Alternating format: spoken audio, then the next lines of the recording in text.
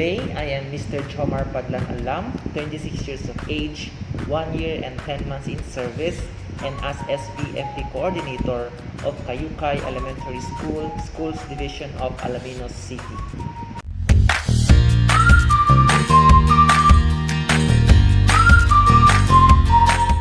When I was assigned as SBFP Coordinator, I was challenged because it is my first year in service and I am not familiar with the said program, with its system like purchasing goods and preparation of foods.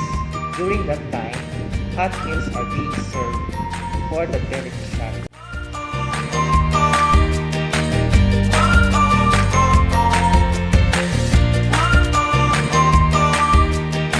The challenges I encountered during my first year in managing SBFP are canvassing, purchasing of goods at city market, considering the budgeting and transportation, since Cayucay Elementary School is kilometer away from the city proper.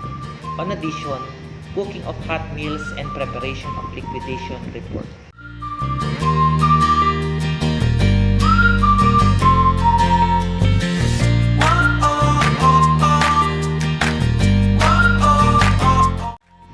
During SBFP school year 2020 and 2021, the step I initiated to implement the program in terms of the following. First, in identifying the beneficiaries, I followed the advice of the Division Authority through the Health Office during the Division Orientation that the former bands of SBFP 2019-2020 will be the same beneficiaries except for the grade 6 graduates, and the incoming kindergarten pupils will be the new beneficiaries. Kindergarten were identified by communicating with their advisor, and group chat was created to inform all the beneficiaries through the help of their advisors. During the school-based feeding launching, I informed the parents about how the beneficiaries were chosen.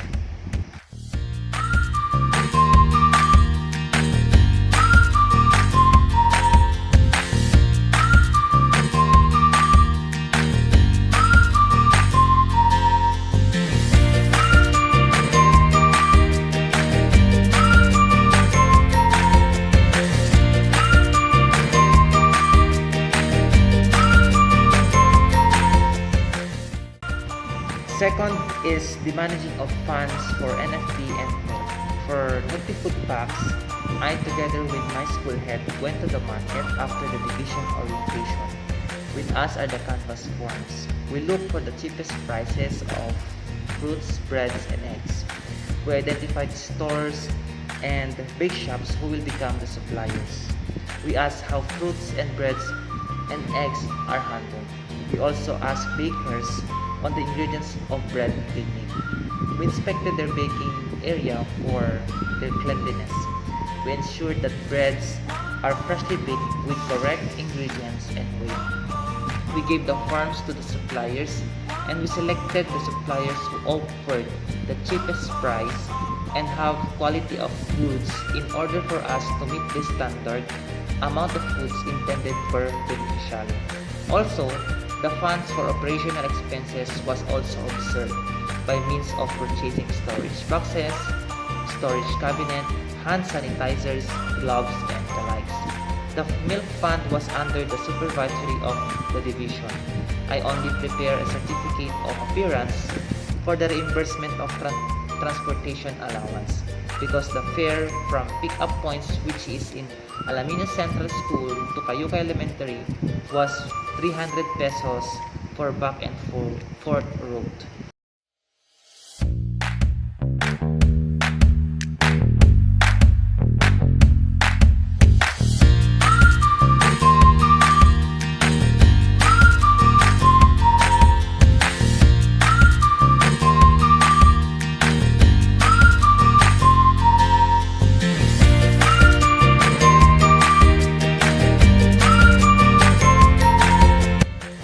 Third is the procurement of NFP and milk.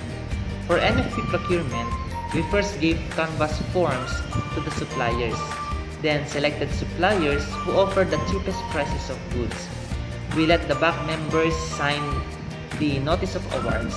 Also, We submitted purchase requests to the division office, submitted purchase order, and we let the suppliers sign the Memorandum of Agreement or the MOA. Thereafter, we pick up the goods and pay the amount through check from various suppliers of breads and fruits.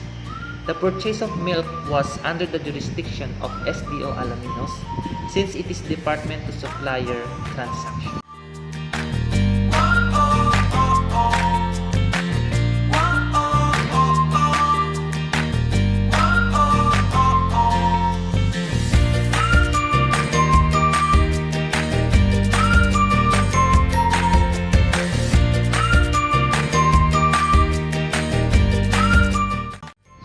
Fourth is the orientation of implementaries. After the division orientation, I created a group chat and added all the teacher advisor of our school.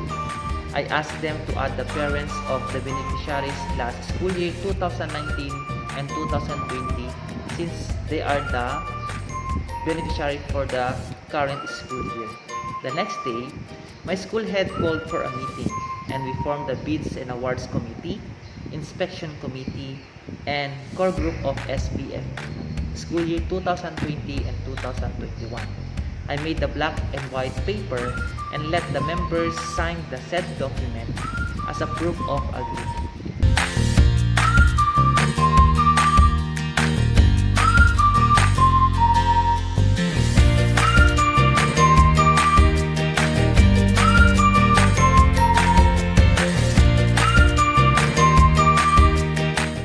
Fifth, the distribution of commodities.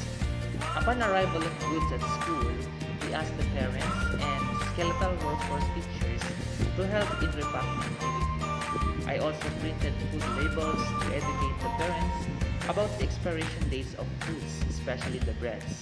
Moreover, the parents fell in line, sanitized their hands, checked the temperature, and signed on the attendance sheets.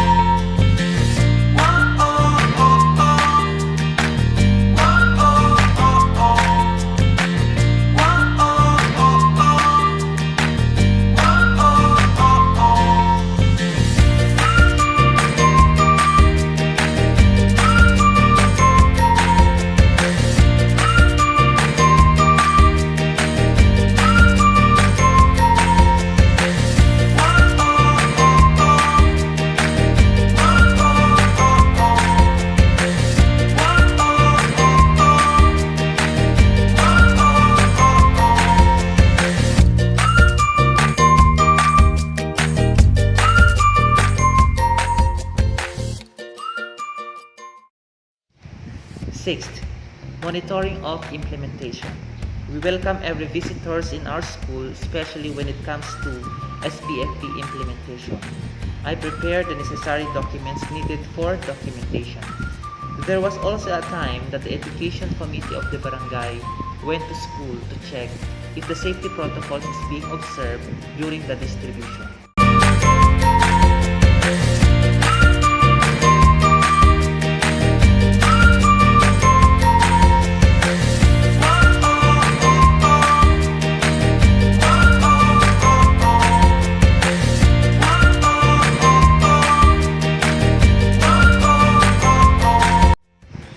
Seventh, gathering of reports from schools.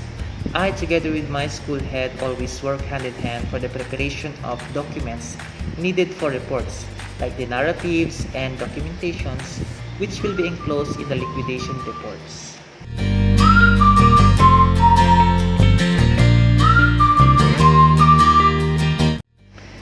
Ninth, submission of reports.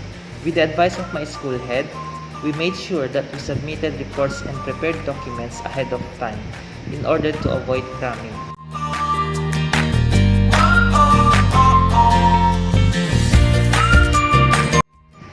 I maintain a good relationship with my SBFP partners and stakeholders by means of giving positive feedbacks after their contribution given in the program. Like for instance, the parents who continuously helping in repacking food items. I also constantly informing the barangay about the distribution of Nutri-Food packs and milk.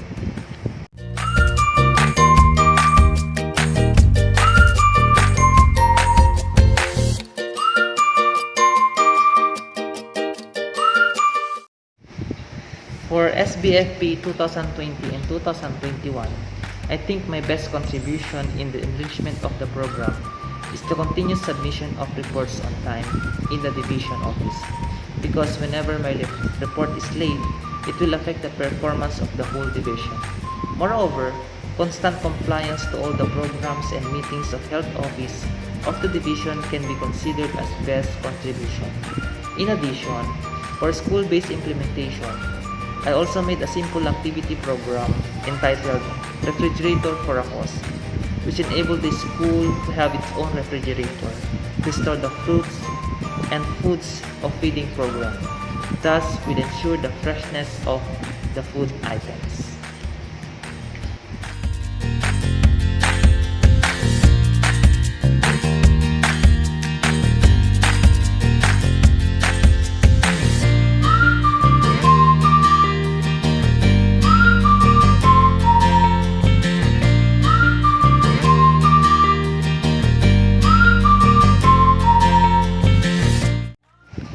As SBFP focal, I am confident enough with the efficiency and effectivity of the program because as the parents gave their feedbacks regarding the program, they are very thankful enough because despite of the pandemic, the government through the initiative of SDO Alamino City, their children can have free foods which improve their health and focus on their modules.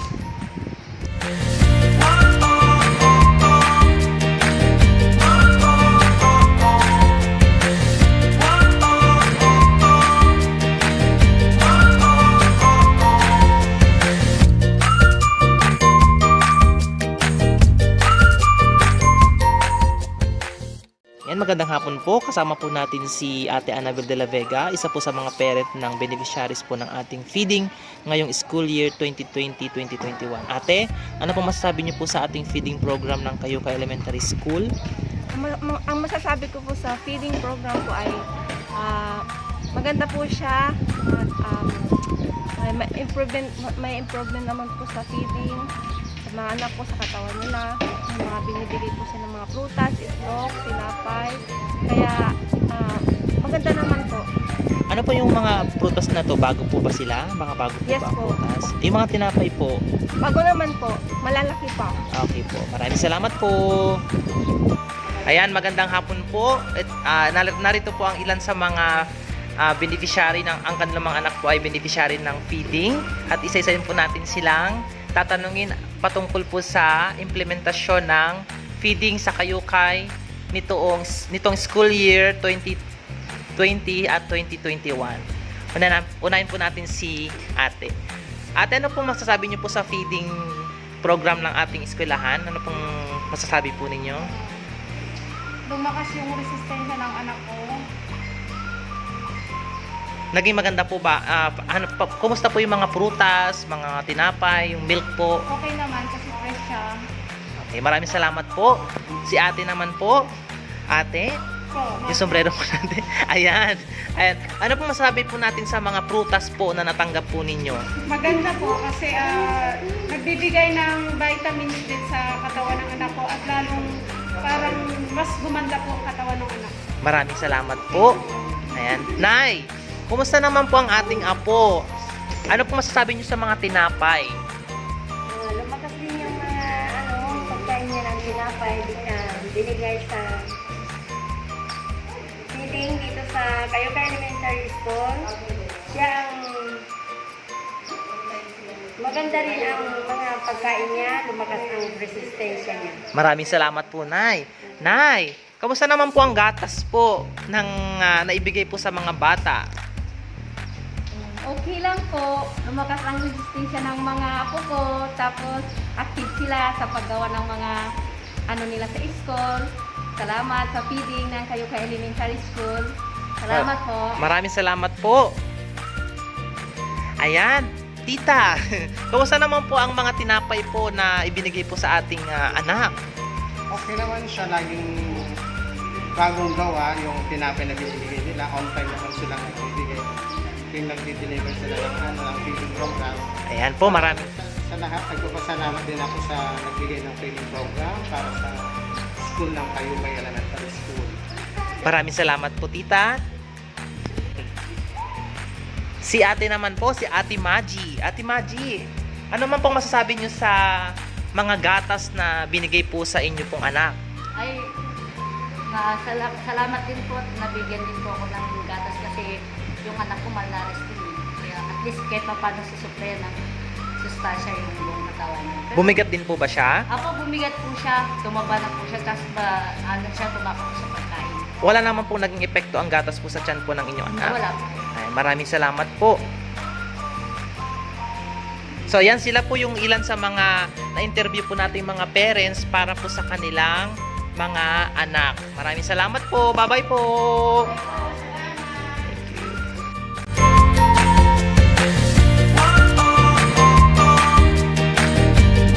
The best practices that I can share with my fellow SBFP focal person when it comes to the program implementation and management are the creation of group chats for announcement and outbreaks, and organizing simple programs or activities like the refrigerator for a cause, and scheduling of distribution per grade level as part of the safety protocols.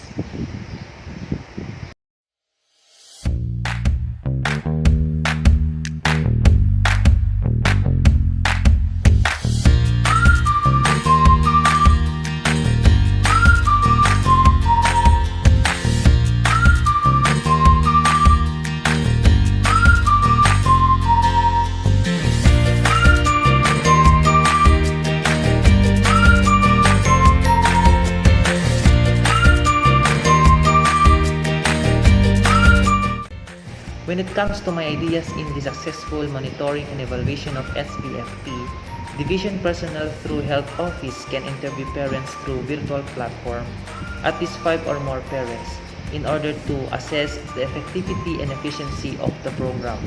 However, all the ways of the division for monitoring and evaluation of SBFP are on its best and all successful.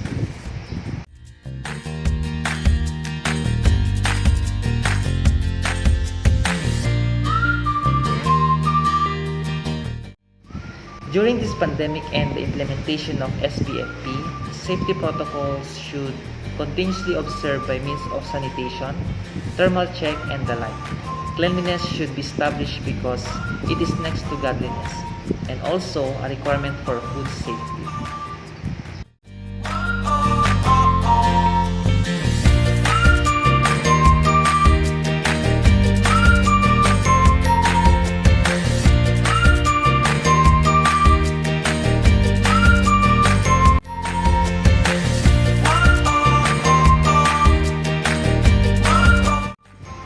I would still choose to be a focal person of SBFP, despite of being the only male who implements the program on school base. I am happy to serve and happy to see the Cayucay Elementary School bench growing healthy and can now focus on their studies. As I always put in my mind that a healthy stomach comes a healthy mind. Thank you.